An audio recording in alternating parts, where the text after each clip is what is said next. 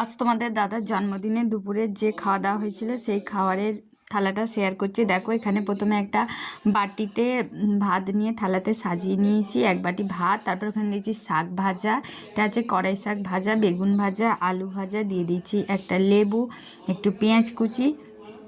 তারপরে দেখো এখানে শশা কুচি, পেঁয়াজ কুচি সাজিয়ে নিলাম। এখানে করেছে দেখো মাছের মাথা দিয়ে মুগের ডাল, সেই ডালটাই বাটিতে সাজিয়ে নিলাম। এখানে করেছে এক গামলা ঝাল ঝাল লাল লাল মাংসের ঝোল, সেখান থেকে আমি কিছুর পছন্দের মতো মাংস তুলে সাজিয়ে দিলাম। তারপরে ওখানে দিয়েছি দেখো এক বাটি পায়েস, এখানে দিয়েছি তারপরে চাটনি, পাঁপড় ভাজাও দিয়ে দিয়েছি। তারপরে এখানে নিয়েছি দেখো সন্দেশ, এই ছানার সন্দেশটাও খুবই ভালোবাসে, সেই জন্য দিয়েছি 4 পিস সন্দেশ। আর একটা আছে দেখো এখানে কালো জাম, সেটাও দিয়ে দিলাম। দিয়ে দেখো থালাটা আমি সাজিয়ে দিলাম। তারপরে মা এখানে দাঁড়িয়ে যে গ্লাসের জলটা দেওয়া হয়নি, গ্লাসের জলটা এগিয়ে দিলে, দেখো কত সুন্দর লাগছে। ভিডিওটা ভালো লাগলে চ্যানেলটা সাবস্ক্রাইব করো।